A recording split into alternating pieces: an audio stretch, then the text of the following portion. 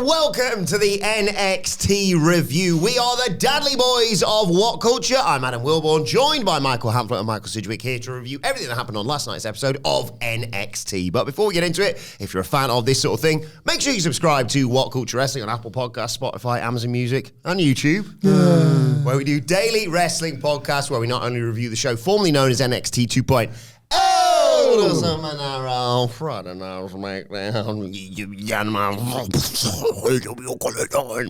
pay-per-views, premium live events. We have interviews, roundtable discussions, and a round of the week complete. A quiz, of course, on Wrestle Culture. As I said, though, joined by Hamflett and Sidgwick to review last night's NXT, the go-home show ahead of NXT Vengeance Day. That's right. I got what I came for, obviously, in terms of the reveal. Got what we called, let's be honest. Yes.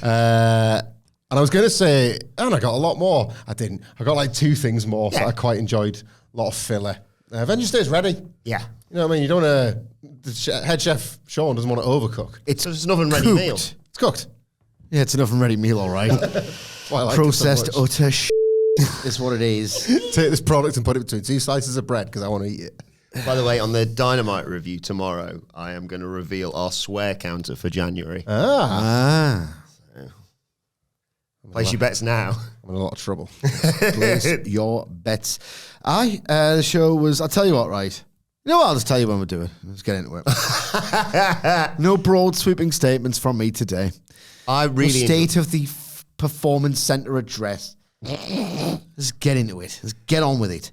I loved large parts of this show. Of course you did. Understandably. And I think they could have done nothing else. And on a show that sees Chase U saved by an incoming student that we all thought was just going to come in and ruin the place. I mean, I was just walking on air off the back of that. I was ecstatic. Agree. And yeah, like you say, they were just doing the final, putting the pieces in place, including an attempted murder. So we were ready for Vengeance Day. I was into that. I love me some Dijak. Yeah. Dijak is pretty awesome. He is pretty awesome. I like this program. And considering I didn't really go one way or the other with certain stables previously, but Joe Gacy. Hey, you all right? Big fan. Sneaking in and recording stuff on his tape recorder in advance. Anyway, we'll get to it. Because the show opened with the Dusty Cup semi-final to see who would face the Wolf Dogs at Vengeance Day. It was the LWO versus Trick Mellow Gang. Lots of fun, high-flying stuff in here. Back and forth early on, the LWO sends them to the floor and hits stereo dives, takes to a break. When we come back, Trick Williams hits a double-release rock bottom. Brings in Hayes, but he gets caught in the Tree of Woe. You get a coast-to-coast stereo drop kicks from the LWO. Looked awesome. Nice near fall on Hayes, but Trick comes in to break it all up. Del Toro tries as we head to the finish for a Phoenix Splash.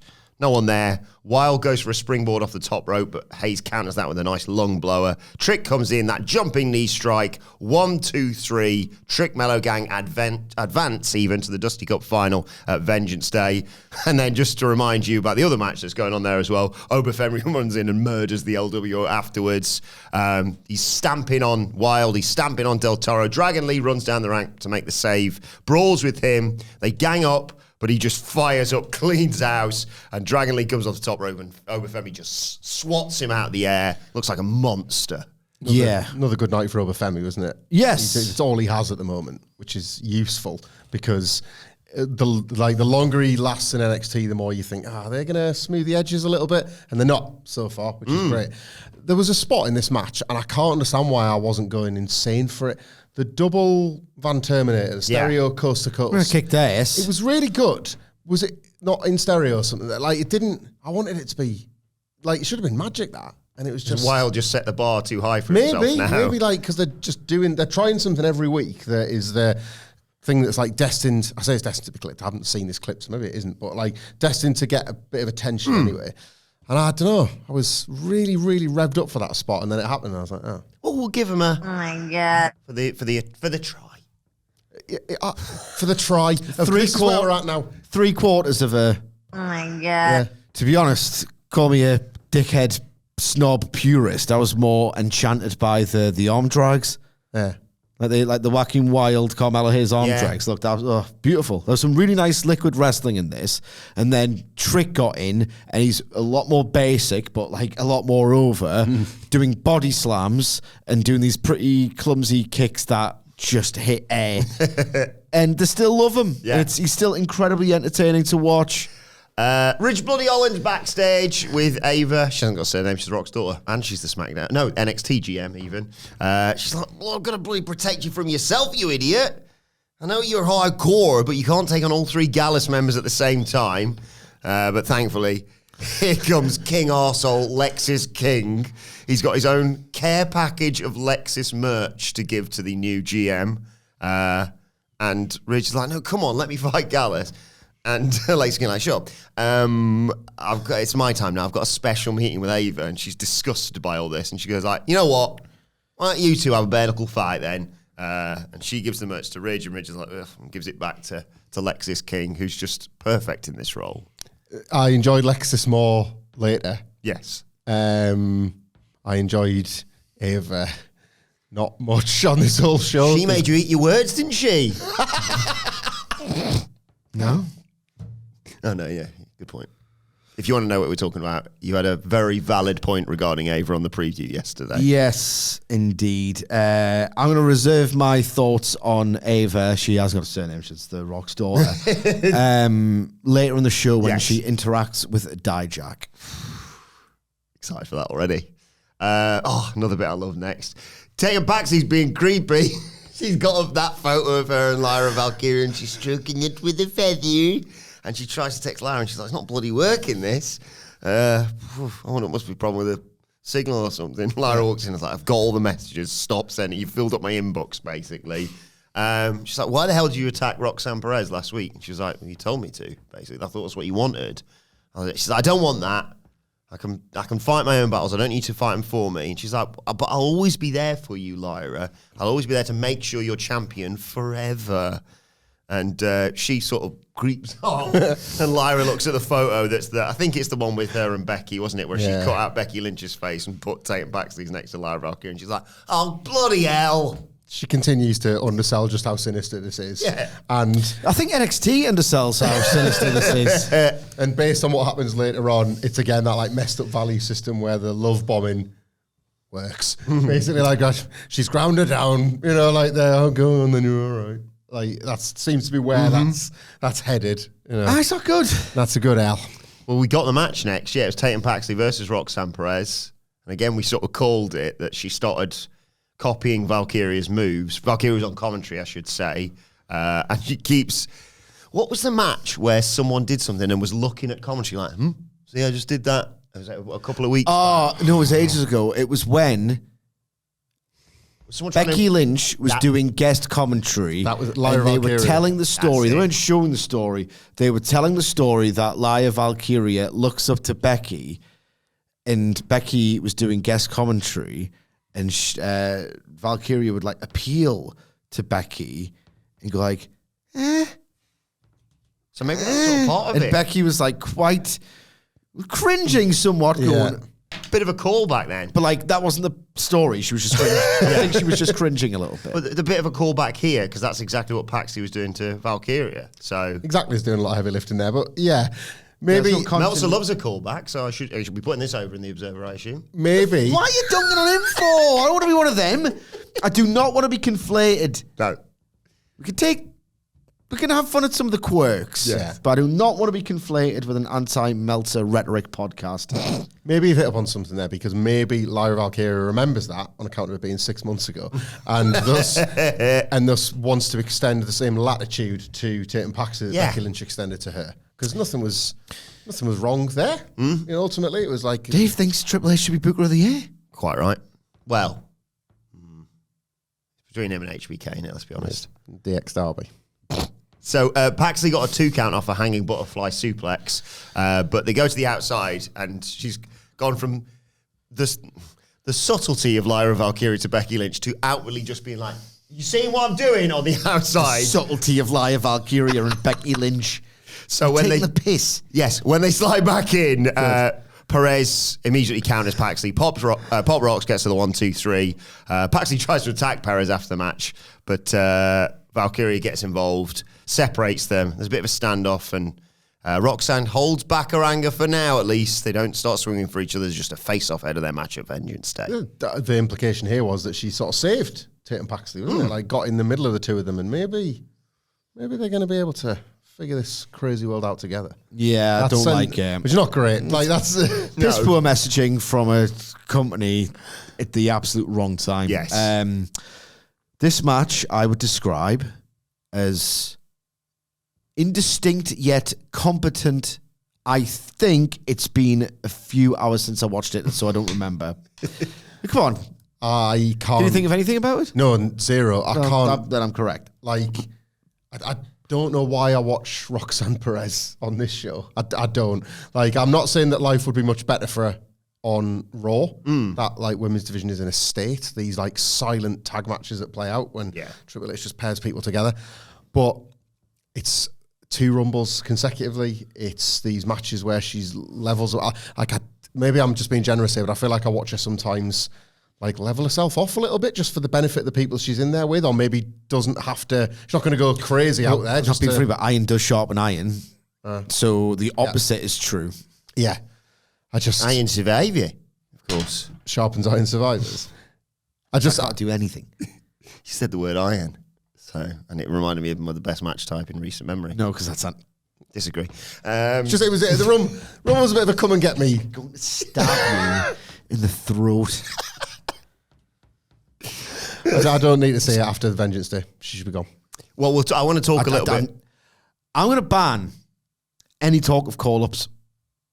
We've been saying this about Roxanne Perez and Tiffany Stratton and Bron Breakker for what feels like a cumulative 4 years. I'm going to wish them the best of luck when they eventually move. Well, we'll sign it off because later on we are going to talk about how people put themselves in the shop window, basically, in the Royal Rumble. I want to talk about it. But we'll talk about it with the Bron segment a little bit later. You two can talk. I'm done talking about when Bron Breakker may or may not debut on the main roster. Sooner rather than later, hopefully. Anyway, Ariana Grace is in the back trying to give newbie Ren Sinclair some advice. Talking a load of bollocks, basically. And Fallon Henley walks in and says, "You're talking a load of bollocks." And Grace says, "You're disrespectful and presumptuous. And I'll show some restraint." Fallon says, "I'm just going to go get the match made. See you out there." I love Ariana Grace.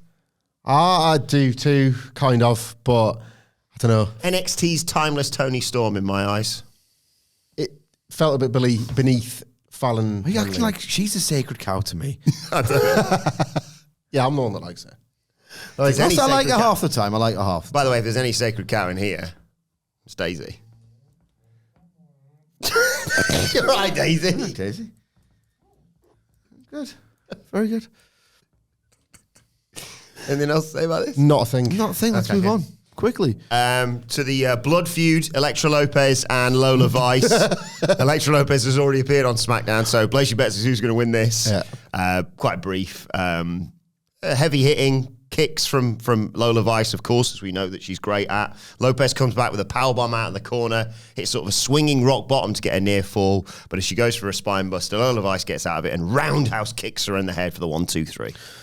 It was like neither now nor summit. No, and quite brief for them trying. They were wrestling as if like what we talked about yesterday. It's like, guess I'm hitting the old dusty trail after this, leaving the territory behind better than I found it. It's like got 3 minutes to knock each other about a bit, and then that's you. Like, it didn't have the gravitas I think they were shooting for. Not at all. The whole thing has lasted 3 weeks. She'll always have her time in the family. Yeah, indeed. Working on the docks. This was a match.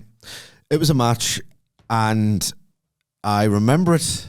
I'll forever remember it for its like quite forced intensity. Yeah, like really overdone intensity, like screaming at each other. It's like, "How could you?" Or "I'm gonna win, you bitch." Kick your ass, you bitch, and all this kind of stuff. And it wasn't good. The show is not good. I'll tell you what was good. Next, we go to Dijak's special dark place. Yeah. Because he's like a private investigator. Next door to Copeland, does he? Live next door to Copeland. Yes. Yeah, like it is noir detective. Does he play by the rules? Only his own. Okay. And that's what's got him in bother in the past. Yeah. Yeah. So he's studying. I've written match footage here. I believe it was when he kicked Joe Gacy through a wall. Yeah, he's just enjoying that, isn't he? Yeah. And Joe Gacy shows up. He's discovered his hiding place. Dijak says, I'm thinking about kicking your ass again, actually. Joe Gacy just sits down and goes, okay. So Dijak goes, 1 second. Puts a nightstick on the table. What do you want? And Joe Gacy says, you can't get rid of me no matter what. I'll keep coming back. And if you didn't understand it the first time, he leans over and presses play on Dijak's tape recorder. And it's a recording of himself saying, you can't get rid of me or something. He obviously set that up earlier in the day. And Dijak's like, right. It's a good job we got the line fed to him. Yeah. It's a really good job we got that line fed to him. It's my favourite is, you've broken in here. I've tried to murder you or tried to end your career last week. I'm allowing you to be in my presence. But when you touch that tape recorder, you've crossed the line. He erupts. They brawl. And I think they basically brawl from wherever this is in the bowels of the NXT building to, well, we'll catch up with them in a bit. I can't wait to catch up with them in a bit. I know that much. Dijak's always in like the weirdest programs. Yeah. Remember the one he had with Ilya? Yes. Where there was like a show running angle where he just kept torturing him. Yeah. That was how we got into the, and Ely quite liked it. Like, Yes. more. He loved it. And we cut back to this dark room somewhere. There's never explained as to where it is. And Watching an ostensible criminal act. yeah, he appears to be like repeatedly cutting him or severing the skin somehow. Ely can't move, but he's screaming that he's happy, so it's fine. More on Dijak in a bit. And Joe Gacy. How did And Dave, she doesn't have a surname, it's the Rock's daughter. Yeah. how did the Bronx get up there? Brawl and climb. Climb, Brawl and climb. Then it was time for Lexis King's match. So the main event of the evening. Terrible. Although He's so crap. Isn't he? He is. I really enjoy Lexis King. I just didn't particularly want to watch Brian Pillman Jr. And for the duration of this match, that was what I got. funny that they got someone getting Pillmanized adjacent to Lexis King, basically. Indeed. King guys. Yes. So Holland dominates, obviously, because look at the size of him. Right up until, I was going to say American Gallus, not American Gallus. Gallus run down to ringside. Holland gets rid of them all, but obviously the distraction has allowed King to recover. Gallus ready salted. Yeah. No, because they're already salted. So you'd have to think of an even more bland flavour. Gallus, salt and shake. But without the salt insert. Yeah. Oh, no. Shakeless Gallus. So, King cuts him off, hits the coronation, like the hanging version of the coronation, because Holland's legs are in the ropes, covers him. Miller spotted this as well, as did Phil. Just before he pins him, he does sets up to pin him, and then between like 1 and 2, he decides, well, I need to really lock this pin in, so he just shoves his head in Rich Holland's arse to make sure the pinfall gets counted 1, 2, 3. This was hopeless, and he is absolutely hopeless. This match, honestly, right? I'm watching it. There's just no flow to it, no craft or struggle or like. It's one thing to do a match, right? And it all looks pretty good and tight, and like it flows quite nicely from one move to the next. But you're not really buying the struggle of it. It's that like none of now. It had no flow from one move to the next. It had no attempt to try and like struggle to get into a spot or to frantically escape. It was just a match in which two wrestlers took ages to hit each other with moves while the other one just kind of stood down. I was like, am I getting up or am I? It was like, if you watch this match, like, I don't think it's acceptable for the combined amount of experience between them, which granted is not much. Isn't like Pillman like 40? Is he? No, I think he's like Google him. It's time to play the game! Time to play the game!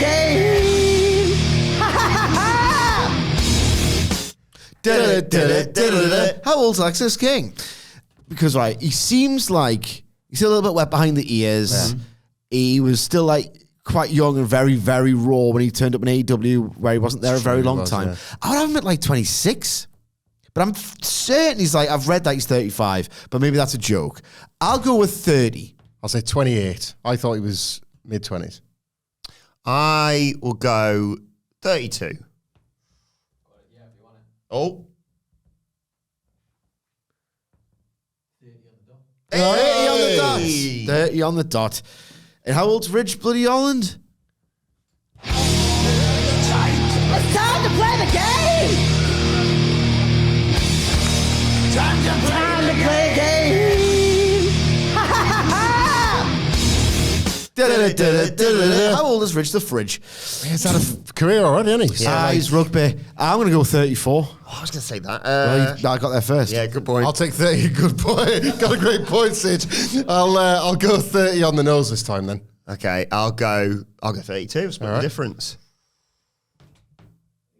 Bloody age is 35. Oh! My age is 65. So that's like Your age. I was going to say that's one day. I said that. I did say that. To be fair, that's probably a little bit deceptive.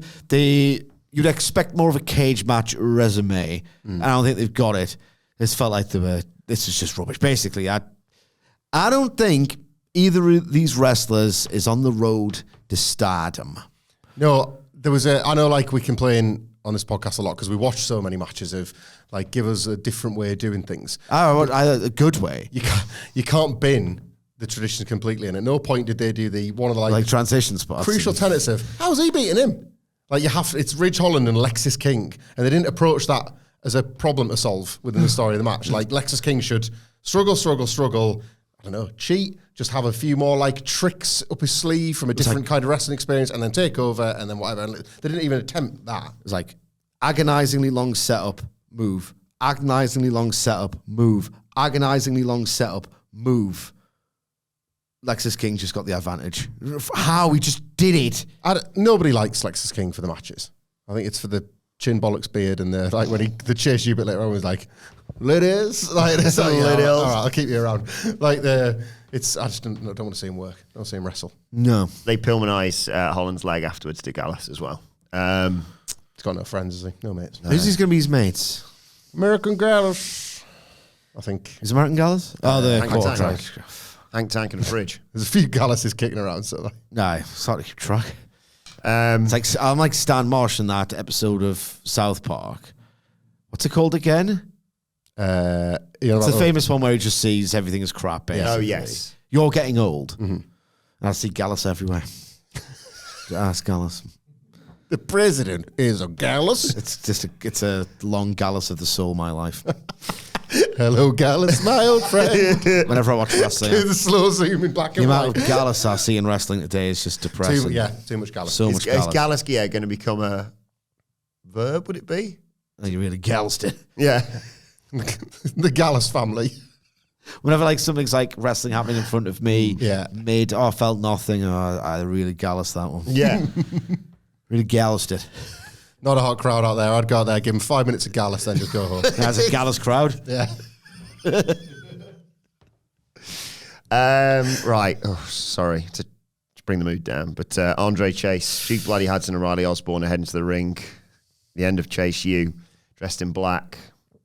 It's all very sad. But before we get to that, Mello and Trick are celebrating their win in the locker room. Trick was like, I'm surprised to see you at the Rumble. But then Mello fires back, I'm surprised to see you on SmackDown. He did get a great reaction when he turned up on SmackDown on Friday. Mello says, I just don't trust Ilya. I'm just looking out for you, for us. And we're at first and goal. That's a football reference. We're about to get that. And you're about to get that NXT championship. But you can't let Ilya get in your head. Trick says, I know who Ilya is. We've been dancing around each other, but we'll settle it tonight. And Mello says, Trick will be in the ring and realise what I was saying was right. I'm ready. Like the PLE is, I like this story. I think it's well done. Well done. Like the Trick's big night and how it can play out in the different permutations. But I'm ready for it. They've hit all the points and I'm ready. Honestly, I apologise for the alliteration. And it kind of pains me to say that I've not used this phrase in conjunction with AEW this year. But my first 2024 of the way that they've deftly dovetailed this with the Dusty Cup. Yeah. It's been really well done, genuinely. It's really well done. the Samoa Joe Finn Balor one, isn't it? Where the tension exists because there's a prize for them to fight for. And yeah, it's good. Right, so Chase, you were in the ring, 3-4 fifths of, I don't know how many people are left in January. Did they sack all the students? Yeah, they had to find a new university within a wrestling school. Yeah. January as well. A terrible time. Nightmare. Chase Duke and Riley. It's finals time. Chase says, and he feels like yesterday I introduced Chase U to the world. I know I get a bit hot-headed at times. That's all right. I love you. But it's just passion because he knows the impact that Chase U would make.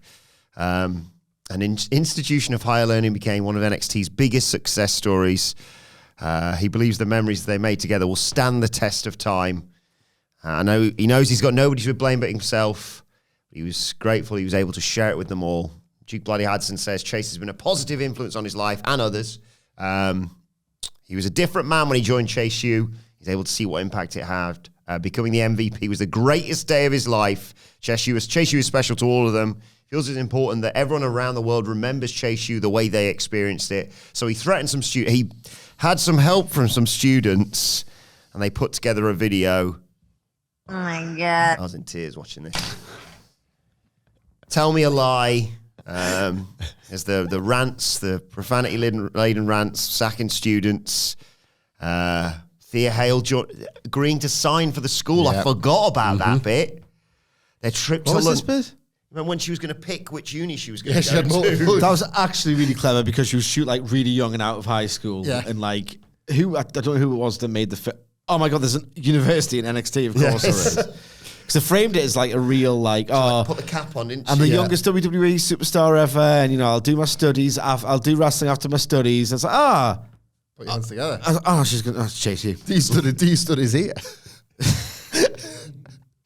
The trip to London. Some good times. All the group successes, winning the titles, etc.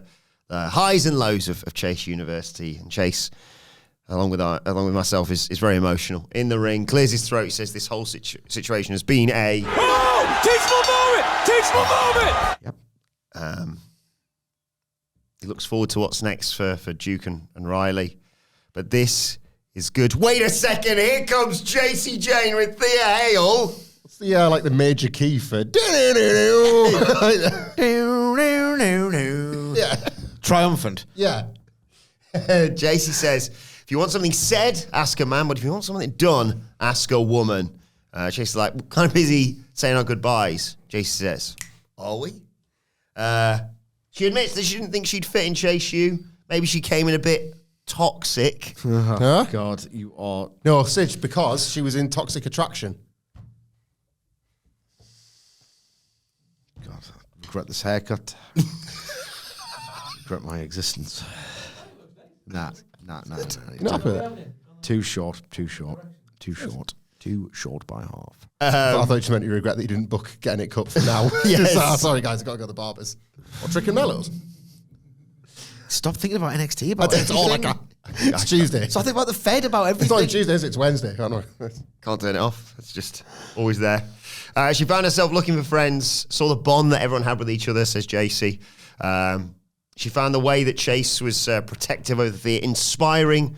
Maybe even she could change. When she saw they were in trouble, she had to do something about it. Because say what you want, she is fiercely loyal to the things and people who matter the most. She had to look inside her comfort zone and leave that and take a chance, and she did just that. And they're not saying goodbye to Chase U because she introduces the Ladies of Chase U 2024 calendar. And the ladies come out, and you see the cover, and she says, the projected sales will not only save Chase U from debt, but get them to the promised land. They're going to make all this money. The calendar goes on sale on Sunday. I will be first in line for that. It's going to launch them into the next decade. Andre Chase is speechless. They can't believe this huge celebration. He hugs JC. He says, we all had our doubts. JC is officially in Chase U. Right, I need to unpack this for how stupid it is on every conceivable level. The first and foremost point I want to make is the most earnest. The timing of doing this is ridiculous. I understand it was in the works before everything dropped, but my God, just don't kind of do it, right? So the timing itself is pretty bad, right? It's reframed the idea, Yes. hasn't it? Like what we saw here probably wasn't plan A for this. Yes. I would say, right, one of the reasons why I hate this show, I kind of hate the review. Not the review. I like the law, but the idea of having to do the pretense of a review is like a backdrop to our like crack. Is you kind of have to talk about it a bit. And I think this is too stupid. A plot development, even for an academic university within a gym, a wrestling training school, okay? I think this is too stupid. Who's buying these calendars, right? Shut up, man. I will. I'm going to buy one for the office. But at what price and in what number? Because we're talking about the saving of an academic institution. Good question. Let me just double check. Projected sales will not only save them from debt, but get them to the promised land. Yes, Okay, I know, right. you heard that. What's the estimate of the debt? Of a What's university? the dollars and cents? Yeah, like university and that's into the millions, right? Yeah. Google American college annual budget. We're going to do some maths here. Yeah. Bear with us while we do some maths. Some math, as you guys call it. Calc, just in case you got sorry. We're going confused. to some goddamn calc. We're going to do some trig. Average undergraduate budgets. Yeah, just how much does a college spend in a year? Surely this is not hard to research. I really thought it was going to be a lot easier. Would we estimate it's into the millions? It's got to be, right? Yeah. Yeah.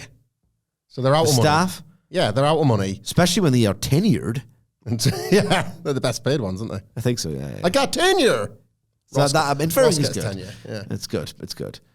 Right. Let's just say it's an annual budget of $2 million, and I would say that's very, very Probably generous, that, isn't probably it? generous. Yeah. So Conservative, I mean. Yeah, lowballing it, yeah. calendars, what's the highest price? $25. Yeah. Someone do the math on how many calendars they would need to sell to earn $2 million. Right, hang on. So $2 million. Divided by 25. Okay, work this one out. Divided by 25. 80,000. I have a production costs Yeah. and the like. Basically, this is stupid. Basically, this is Everyone absolutely. going to WrestleMania is buying it. You'd struggle. You hope they're for sale at Stand and Deliver. You'd struggle to sell. And get them to the promised land, actually. So you're... It's stupid. It's very, very stupid. Right? Okay. Good point. Now, let's go a little bit further. Not too far. I haven't got the most time in the world, but a little bit further. Right? Okay. The idea of a calendar with scantily clad ladies. That's right. Is very much out of date. Okay. This is a print institution in a post-print world of smut. Yeah. Right, okay. And rightly, given everything, it's just some collegiate lasses in their clothes. They're not going to be putting them in bikinis and in compromising positions. So realistically, the perverts out there have less incentive to get it, right? And I'm not being funny, right? If you're an ex, and I'm serious when I say this is a facetious bit that I'm doing, but this bit's serious. Sex work is work. Absolutely it is, right? Okay. But there's no shortage of grot on this planet, is there? Realistically, right? You could go on X, right? And you're just scrolling through your For You tab and you see, like, if you follow some film Twitter, you get another film Twitter because the algorithm says, oh, you like film Twitter. So you'll see random stuff from film Twitter and it'll say, what's a line reading that stays in your head forever? And you go, all right, cool. I want to get some funny line readings. Like, what's the one from What We Do in the Shadows? Matt Berry. There's always a few of his pearlers in there. And then you go to the replies, and it's someone going, how do you like my line readings? And it's them getting shagged. And it's everywhere. But it is, though, isn't it? It is everywhere. And I'm not saying that isn't valid, but I'm just saying what I am saying is that it reduces the appeal somewhat of a 1970s car garage calendar. Does it not? Such a funny... How'd you like my line readings? That's what it is, though, isn't it? Yeah. Yeah. And it's fine. They're trying to get paid, and and I'm serious. Sex works well. That's absolutely fine. Couldn't agree more. I mean, look what we do for a living. And it really tickled me. How'd you like my line readings? It's my ass. But that's what it is. So what I'm saying is 70s styly, the kind of, confessions of a... I get to the fucking button, man. Confessions of a window cleaner. When I'm cleaning windows. That Nathan era. Out with a lady of church. that era of smut, that's gone. And I don't think it's ever coming back. This calendar's not an earner, you don't think? It's not Nope. going to make the money required? Nope. Well, they presumably publish their sales following Vengeance Day, when the floodgates open. I would imagine so. Well, yeah, because the pre-orders effectively, aren't they? They're basing all this on. Is JC lying? Is that the story? No.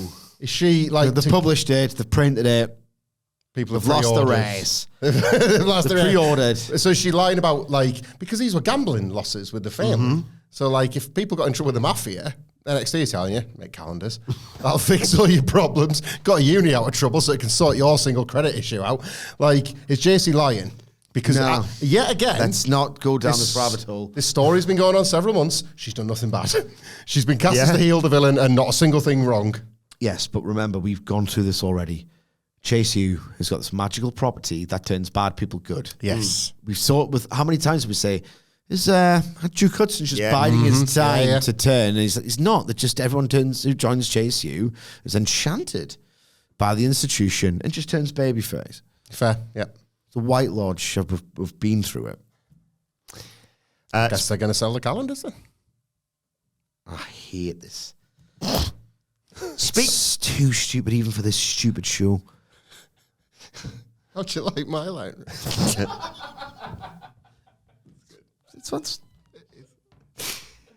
Speaking of the family, though, they are then featured in a vignette. They're cutting a promo on OTM ahead of their six-person tag match at Vengeance Day. Tony says, "Oh, there's two things we take seriously, business and family. Those who want respect, take respect." Stack says, "Our time is now, Dawn." Oh, for God's sake. Our time is now, Dawn.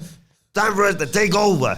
And then you get Dol Riz, who says, "All my life I hear Adriana Rizzo, that little girl with a big mouth. You know what? They're right, but nobody's been able to shut me up yet." Tony says, "Oh, on the playground, Adriana had a reputation of throwing fists and talking later." More wistful referee. They love it so much. Stack says, "Rizzo didn't just grow up around us. She grew up with us. She's ruthless, wise, and battle-tested." I said, "Oh, that's right. Your eighth grade crush breaks your heart. You want a little revenge? What are you going to do? Call Rizzo. Call Rizzo." Tony says, "Oh," I said it together. Tony says, maybe in a little situation where the Don's got to get his hand dirty. What are you going to do?" Stack said, "I know what I'm going to do. Call Rizzo." Call Rizzo. Sometimes all you need is a lady's touch, am I right? You're right, boy. Rizzo says, sometimes you just need a lady who's going to crack somebody in the mouth. Like, TM's in way over their heads. These guys got everything. Muscles, athleticism, speed, and killer instinct, but so do we. At Vengeance Day, OTM and Jada Parker, they're going to find out why the streets of NXT belong to the Dawn of NXT, Tony D'Angelo and the D'Angelo family. Yet again, we were sat before pressing record in the office, before making the way up to the podcast studio, and we were talking about something I can't remember, and he tried to get Wilborn in on the crack, and then he sat there. Headphones. He's actually doing his work for once. And it's that! Transcribing that! Riz ever met two times? I don't know. Just They grew up together. before he tragically passed. Yeah. Not similar. So it's a great promo. Yep. No. Great. Absolutely great. Yes. Great. You always learn so much about them in the segments, I find. Just realised I've seen a message from Phil on Slack. You know, we've got his live show. I'm not sure if we've mentioned this. It's Always Sunny at What Culture. It goes down with a meet in the WrestleMania sandwich. It goes down Sunday lunchtime of WrestleMania weekend. Do join us for it. 12 p.m. on the Sunday, so plenty of time to get over to night 2 of WrestleMania. Tickets are available right now. VIP tickets have sold out, and general admission are still available, but they're going fast because it's payday today. Whatculture.com/tickets, and Phil's just told me had a bit of a rush on with the tickets. So he's asked if I can just go and give him a hand printing some out. It's not a box office. It's not a box office. There's no one outside the building. It might be answering the phones at whatculture.com/tickets. Having said that, I did hear a plane landing, but I'd be... Yeah, I'll go and check. You tell me who you think's going to win at Vengeance Day between OTM and the family. Is it pre-show or they're actually giving them on the main card? I think it's a main event. I'll be back in. I hope not. I think it's going to the Vengeance Day card. Is it? I think so. The family are retaining, like it's not. I know that, but I'm worried about. I have to watch it. It's not OTM's time yet. It's like they're nowhere near ready. Wilborn's Neither are the champs, to be honest. no, well, this is it. Wilborn's a big family fan, so it's his investment I think of typically with these matches. Yeah, watching it through him rather than through my own enjoyment. Yeah, Never quite sure about Stax' talent. How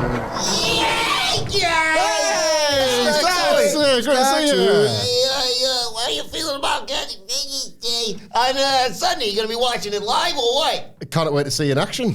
Just yeah. I'll be watching. Rick,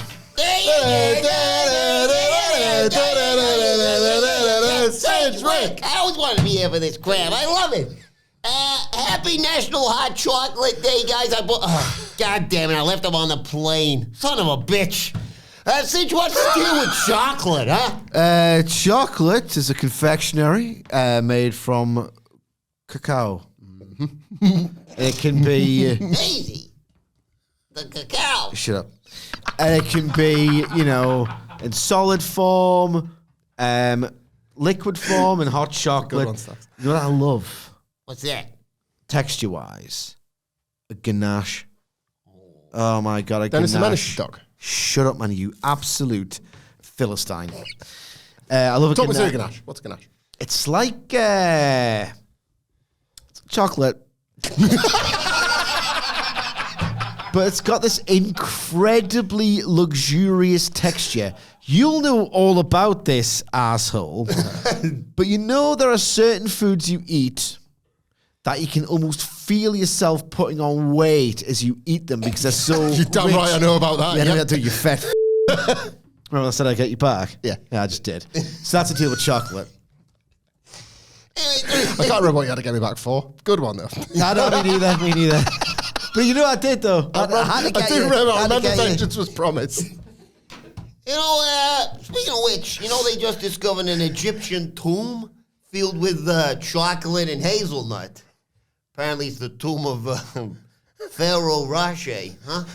That's all right. Yeah, that's not bad. That's pretty good. That's pretty good. Pretty good. Three questions for you. Okay, let's get them. Question joke number 1. Why did the magician keep chocolate in his shirt? Right.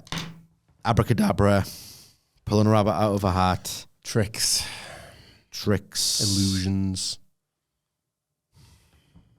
Why did the magician keep chocolate in his shirt? It's not even like cards up sleeves, is it? It's not. Different word for chocolate. Cacao. Yep. I only learned that word a few years ago watching Storybots, and the kids were watching it where they learn about cacao. And I just thought it was somebody mispronouncing cocoa. Yeah. I was like, oh, that's actually a different thing. Dumbass. In the 30s. I was stumped here. Stumped. Ah, well. Why did the magician keep chocolate in his shirt? So he always had some Twix up his sleeve. Huh? Different types of chocolate. Tricks. Damn it. So Twix. close. Should have got there. No, It's we're good. close. Did you, We said tricks, we said sleeves, so we actually should have got it. It's pretty stupid, actually. Half-a question. More of a biscuit. Question You joke. ever drunk tea through a Twix? No, but I have to as well. Yes, same idea. It's nice. Yeah. Straw but chocolate. Why did Willy Wonka have to close his chocolate factory? Pretty sad. Because he killed all the kids. Yeah. He did, though, didn't he? Sure did. All but one, yeah. Oompa Loompa went on strike. Anything in that? Why did Willy Wonka have to close the chocolate factory? Is there anything in Wonka because he's dirty? Him. Yeah. No, Willy Wonka. Anything in Charlie? I don't know. Spent it all on Charlie. Good, yes. Spent all of his earnings on Charlie. Good, not right. Why did Willy Wonka have to close his chocolate factory? Because he was short-staffed. Huh? Short-staffed! Little guys. Oompa-loompas. Final question, final joke like for you. Oompa Loompas Speaking of socks? which, huh? You like Oompa Loompas? Love the little guys. Why are Wonkas a good name for testicles? Hmm?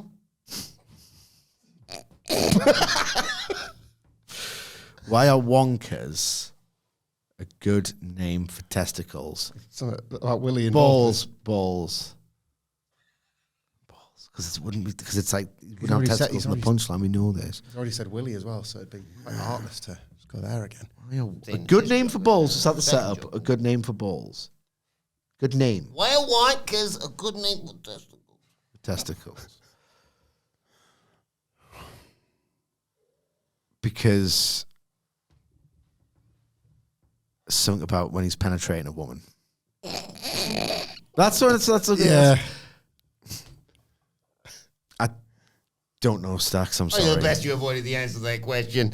Why are Wonkas a good name for testicles? Because they're located in between a willy and a chocolate factory. See you later, guys.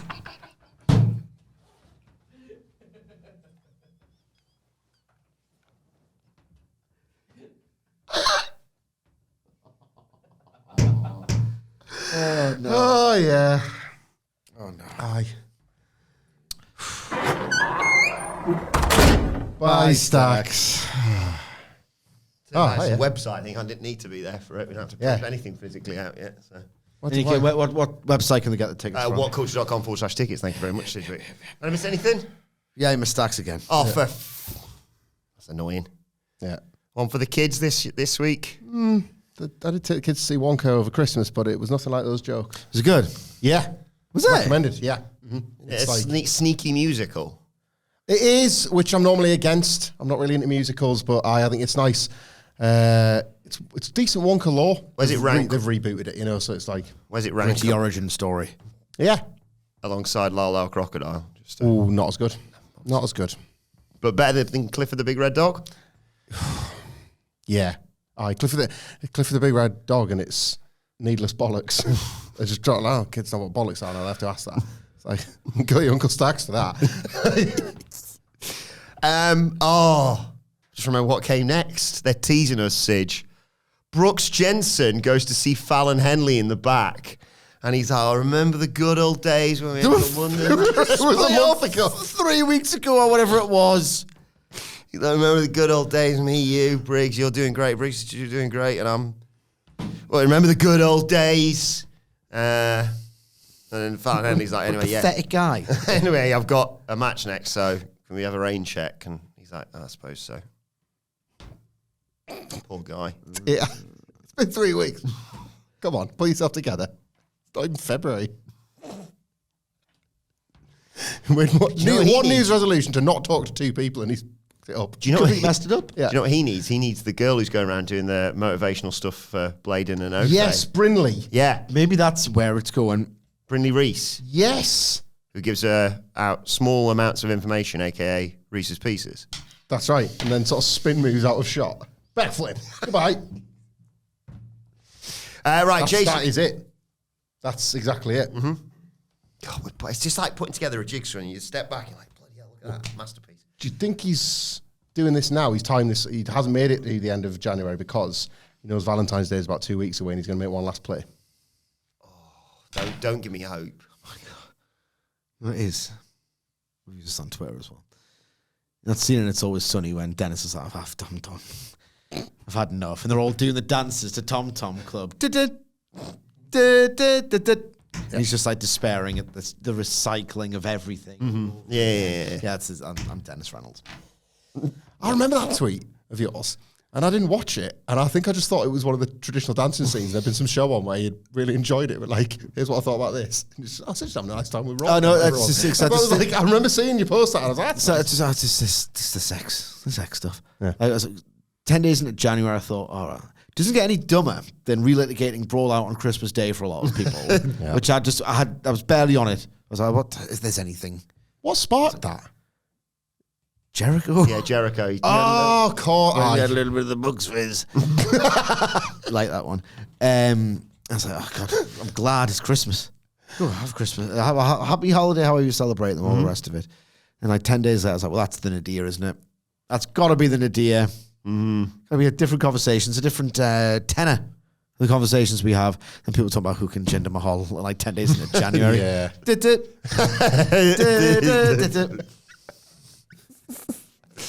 Chase U is celebrating backstage. JC's getting cases of booze ordered for Vengeance Day. Chase says, you not only saved Chase U, you saved my life. And everything's feeling great, and then Lexus King has to come in and ruin it. Good evening, ladies. Evening, ladies. Shall we go to the club? Any chance I could get a signed copy of that spicy little calendar of yours? Riley's like, piss off, mate. Lexus says, you piss off. No one likes you. Thea says, you find everyone likes Riley, including me. Kinda. Can't get the words back in fast enough, can she? She's like, what? What did she say? Everyone likes you. I like you. I mean, I kind of like you, yeah. Yeah. What did they have? Have they had their private chat yet? That was booked in last week. Don't know. We'll keep on top of it, guys. I'm still not convinced Jason Jane's done the thing. But it's calendars. She's ordered the booze. There's a big party planned. I think this could fall through, you know. Make sure you're watching the kickoff show. I feel like it could be more There's story going to be a beats. kickoff, all right. I'll never watch that. So I don't know, something might happen there because there's a bit of a pause where he's like, you like me? But before, it's a bit like the when people in a film are about to kiss each other and then someone bloody bursts in and they're like, oh God, where were we? Jack and Gacy come brawling through everyone and that moment's gone. They have the brawl and then they could just go back and be like, sorry, what were you saying again? No. But no. They just sit on pause now till Sunday, basically. Yeah. Oh yeah, at least it's sooner. Thank goodness. Couldn't wait 7 whole days. Ariana Grace versus Fallon Henley with Ren Sinclair. Grace offers her hand to start and get put in a wrist lock. She gets taken down. Big right hand rocks her as we go to break. When we come back, Henley's fighting out of a chin lock. She gets a roll up. Henley sends her outside, knocks her down. She's gonna win. She's dominating. She comes back in, she throws her back in, but Jakara Jackson comes in to distract the referee, and Lash Legend nails Henley with a kick to the face, rolls her back in. Ariana Grace is like, fine, covers her, 1, 2, 3. Fine, there was nothing to the action whatsoever. But this is now fine. No, this has now got me thinking that is Fallon Henley going to go to Brooks and be like, you know what, you're right. My year's not gone so great as well. I thought I was going to get redemption against Tiffany, but like she got to the Rumble. And I didn't. So And she's fallen in poo. And exactly, and she's still falling in poo upwards. How do you consider As we always say. natural fun? Is it possible they're both going to go to Josh Briggs and say, look, I know we went our separate ways. And give you legs back in the Yeah. But it's not really working. Should we get the band back together? Josh is going to be like, no. And walk away. I'll tell you what, this match was not good. No. Let's dwell on that. The boot was quite good. Pump kick on the floor was quite good. But Yeah, like bumping and feeding was very poor. They're trying to wrench the neck. And John Cena looks like, Daniel Garcia. OTM have their response to the family. the life just tripped out of you. I have to watch it. Yeah. And I hate it. Nicholas.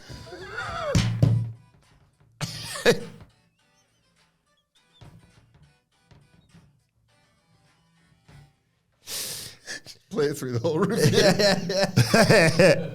OTM give their response to the family. OTM, Jada Parker, and of course, Scripts. Pay attention, please. They'll learn at Vengeance Day, basically. They should have stayed on the sidewalk. Metaphor are making their entrance, but we cut from that to Dijak and Joe Gacy. They're somehow brawling on top of like a trailer. Who just climbed up. And Get up there. Dijak tries to kill him. He knocks him off into a dumpster, and people are like, "What the bloody hell are you doing?" Great. So funny as well because he takes like a proper wrestling bump into the big bin. Yeah. And they obviously in the sound department couldn't decide how full the bin is, so you kind of just hear a and it's like, hang on, he's just swantoned onto like cold hard, but he's dead. Yeah. He's shoot dead. Should we do all of it together Yes, now? Because please. afterwards, Ava's yelling at Dijak, "What are you doing?" And Dijak's like, "I want a match with him at Vengeance Day." And she's like, "He's dead. So what do you want?" She's like, "No DQ. He's in no position to compete," she says. And then Gacy climbs up out of the dumpster, spits away some rubbish and says, "Sounds like fun. I'm in." Sounds like fun, I'm in. And then, yeah, guys, just leaves it back to the bin I go. Good dramatic reading, except you haven't really conveyed how useless Ava Raine is. Sorry, there. yeah. She's not very good. She's crap, in fact. She doesn't have a performer's bone in her body. And I think she might have been told, "You're coming off a little robotic. Why don't you, be a bit more animated." Her response to this, when she's trying to express her, like, fury and, like, panic, that, Dijak's, like, gone way too far. She starts doing big fish, little fish cardboard box. Little bit. Whatever it is. And she's like, "Oh my God, Dijak." It's like Shatner. Except crap. "Oh my God, Dijak.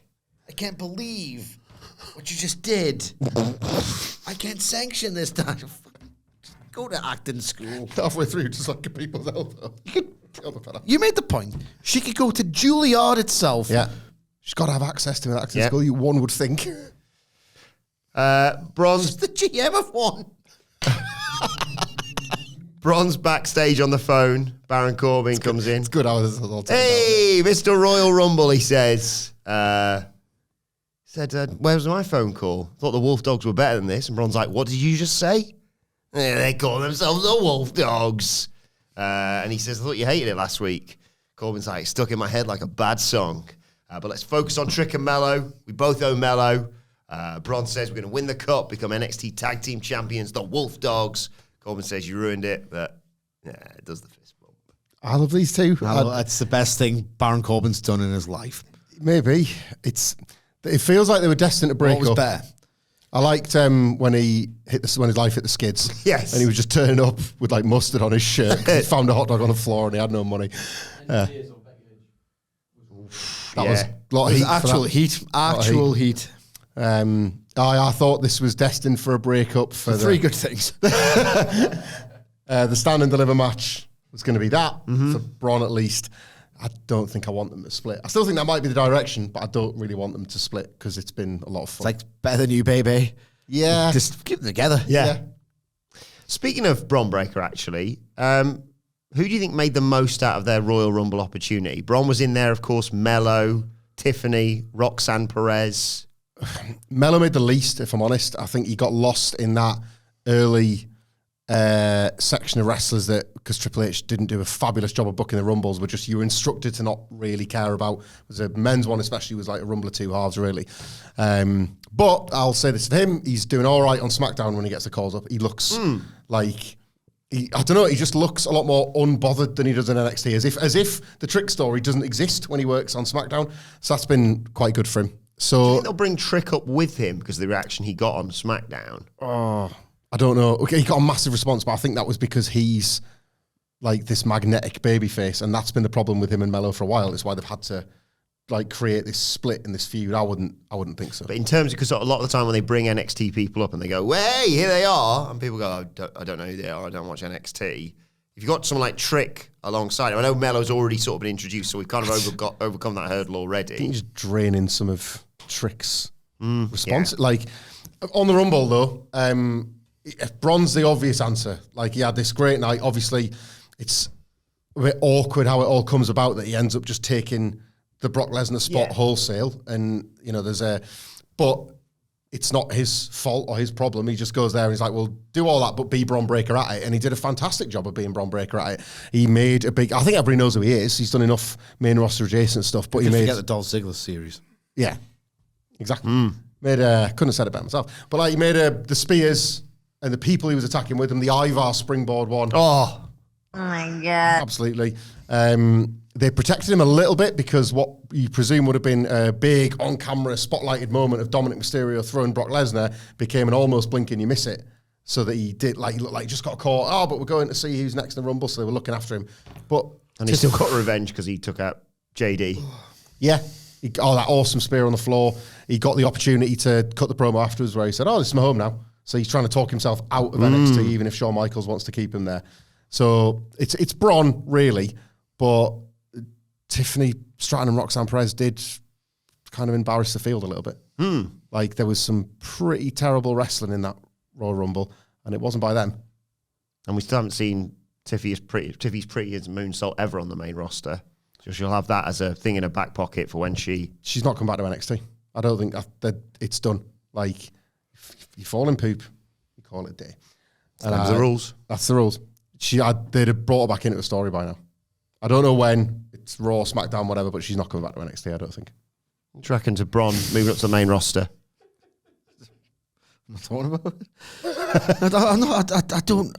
I feel like am I taking crazy pills? Have I not been asked this question a million times? Yeah.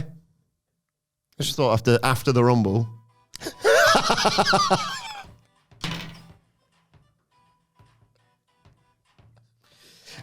I'll tell you what, I will say the Raw after WrestleMania in 2024, if it doesn't happen, we'll say the Raw after WrestleMania 41. Those are my two answers. You can put them on a soundboard if you like. What do you think, Mubs? What was your take on them in the Rumble? Because you were like, I was doing the stream with you, and you were sort of like a proud father, if I'm honest. Yeah. When every time any one of them came out. Yeah, exactly. I'm so chuffed when they go onto the main roster.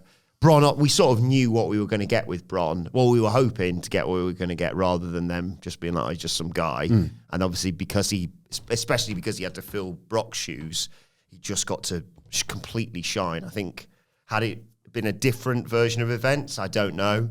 But like him squaring off with Gunther potentially going forward, and yeah, the Ivar spear in particular. I mean, the usual thing, they sort of got a lot of bodies in there, a bit like they did with Jade or Nia, and then to Jade, so he could just run through some people. He was always going to look great. Mello, I understand why they did what they did with Mello, because Mello's already had a bit of a soft launch. So it wasn't like, right, here's your chance to prove yourself on the main roster, because he's had matches already. Yeah. Fought Theory on the Friday before the Rumble. Roxanne Perez, to reiterate your point, since we've been saying Roxanne Perez could go up after last year's WrestleMania, if not before. And then there was the weird injury stuff, and she dropped the title and she never got it back and what have you. But yeah, she looked great in there. And, my feelings towards Tiffany Stratton, if it was down to me, I'd book her in a big match at WrestleMania right now. I genuinely think if Charlotte Flair wasn't injured, they might have pulled the trigger on that one for WrestleMania. You reckon? Yeah. I like your optimism. I like her. I hope it goes really well for her. I think I don't know, like Charlotte Flair straight away. And she goes over Charlotte Flair, at WrestleMania. That's a hell of a launch. It's amazing, but it depends what Charlotte Flair you get, doesn't it? Yes. It's a bit of a risk. I like a lot of Charlotte Flair matches. The PLE ones. Yeah. It's a Mania one, so. That's true, yeah. Mania. You know what you did with Rhea Ripley last year? Do it again. Tiffany Stratton. Yeah. Hit each other dead hard. Yeah. Well, let us know your thoughts. Who made the most of their Royal Rumble opportunity in the comments or on X at WhatCultureWWE. And we'll move on now to the Heritage Cup. He's back. It was Von Wagner, your boy, Sige. He got his ass kicked, didn't he? It's now time, sorry. Smaller dude. How believable is that? It's now time for... Hey, Dijak, take those stupid sunglasses off. We're inside. Wagner Watch. Come Tuesday. The Bash Brothers were ringside. I jumped out of bed. Yes. Yeah, that's great. Yes. Von he was in a match against Noam Dar with Ora Mensah, Lash Legend, Chikara Jackson there, of course. Von dominated round one, suplexed him, picked him up, hit an F5 sort of thing, takes off the wrist tape whilst commentary goes, what the hell are you doing? He's toying with him. He's got 6 rounds on that. 5, I think, yeah. Beats him up, timer runs out and keeps beating him up, and I was worried that, like you say, they were just going to stop DQ. So Dar gets over to his corner, but he's really struggling. As round 2 begins, Ori Mensah's still in there trying to kind of wake up Noam Dar. So Von Wagner jumps him, clotheslines him over the top rope, but that has distracted him. He turns around, Shining Wizard from Noam Dar, who steals a pinfall to go 1-0 up. Round 3 was mainly picture-in-picture, although we came back and Von held Dar up for a 13-second delayed vertical suplex. Loved seeing that. Dar fell out of the ring. Stupid move to do in a match with an urgent time limit. Is it not? Well, but he's learning. That's He's it. learning. It's been made very clear that he's not fully up on the rules. He's trying. But Yeah. Von rolls him back in, but Lash and Jakara grab his feet. Fallon and Ren get rid of them, but Dar gets him in a knee bar and he has to hold out basically until the end of round 3.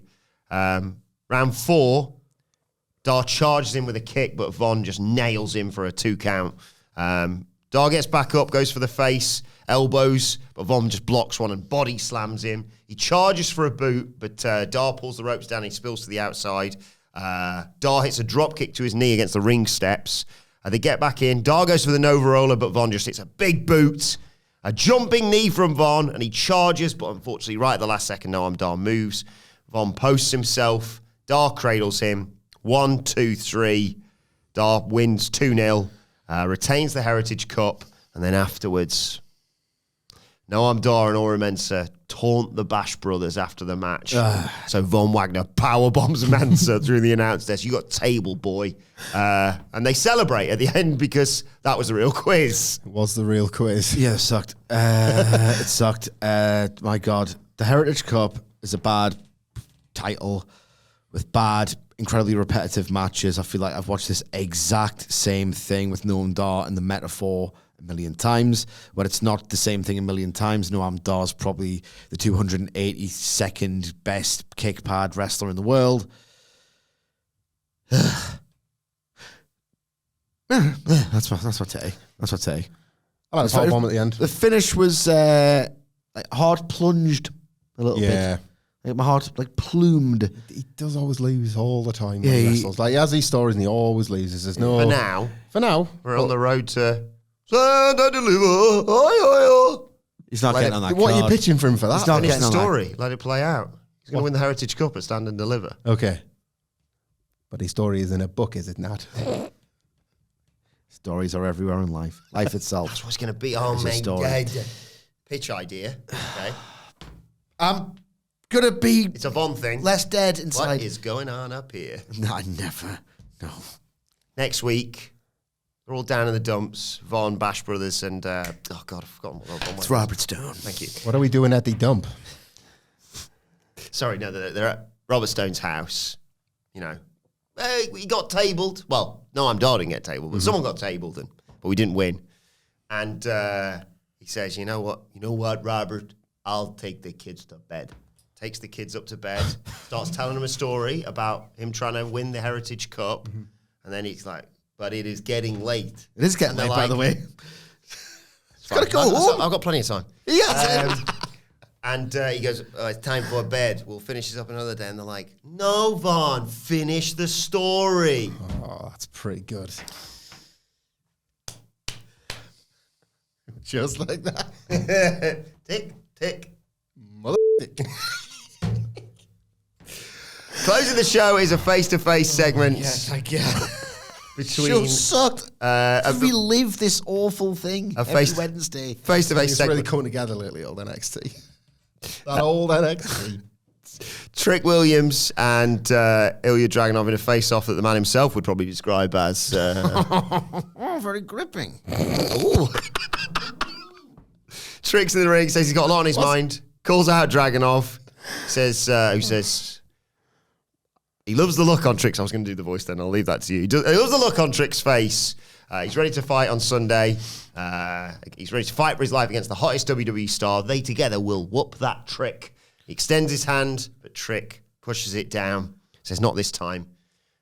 Maybe Ilya's even stronger than he looks. But you call yourself a Tsar, and a Tsar will do anything that it takes to stay on top. Ilya says, Milo's giving you bad advice. Our relationship is built on respect. And Trick says, I think you've been playing with me the whole time. He says, my body was destroyed. I destroyed it for this brand, pushing me, my opponents, and you to the next level. I'll do it all over again. You're talking to me this way? Trick says, yes, you did push me to the next level, but you also pushed the match back, so I'd be double booked. And he says, I didn't force you to accept. I offered you the match, and you took it. And I admit, I did play mind games, says Ilya. Maybe this did suck. Against Corbin, but that's because he made things personal. It's not his fault that Trick is a victim of his own success. Maybe she can be more concerned about Mello. This is his moment in the sun, and Mello needs him when he needs to be focused. Trick says he'll be focused. They're going to win the Dusty Classic, and then he's going to go toe-to-toe and take the title off Ilya. Ilya says, you're not focused. You don't even know who to trust. Our rivalry made them the man you are today more than Mello ever did. Trick says, leave Mello out of it. Ilya says, it's not about Mello, it's about you. If you show a bit of weakness, I'll destroy you and everything you've built. Trick says, no one, not even the Mad Dragon, can destroy what I've built. Ulysses. I'm not the same as before. I'm building the world on my destiny. Ilya loves this look and knows Trick is going to give him everything. Trick will write history on Sunday, but not the history he thought. Trick says, may the best man win, extends his hand. Ilya takes it, hugs him close, and then they're jumped by the Wolf Dogs. Hayes comes out, makes this save, gets overwhelmed, but the numbers game eventually allows them to beat up the Wolf Dogs. Trick saves Mello.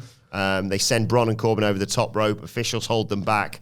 Trick turns around, and Dragunov and Williams have their stare down ahead of Vengeance Day on Sunday. Very quickly, we'll do 2 runs of the big timer. Mm-hmm. The promo and the verbiage and the delivery was every WWE promo you've ever heard. Like exposition, bing, exposition, boom. The shot composition at the end is quite good. Yeah. Like, really quite good, I thought. Follow me at Item Sidgwick. Yeah, this was what I was thinking earlier on. I was thinking when I was like, yeah, I'm ready. Yeah. This was fairly well established through the story they've told. And then at the last minute, they're like, should we just lay it all out in case somebody's never watched the show look before? where Ilya was hugging him was like, huh? Yeah. He's got a lot to think about, bless him, hasn't he, Trick? Yeah. A lot on his plate this weekend. Cannot wait for It's a Sunday. big night for Trick. Yeah. Big old night for Trick. Could be the making of him. We'll be reviewing it on Monday live on YouTube alongside our Q&A, but mainly questions about best wrestling show of the week, please.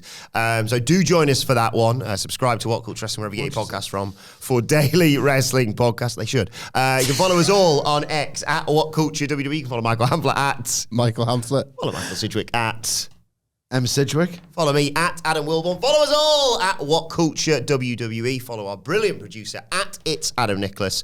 But for now, this has been the NXT review. My thanks to Hamflet, to Sidgwick, to Stacks. Thank you for joining us, and we will see you soon.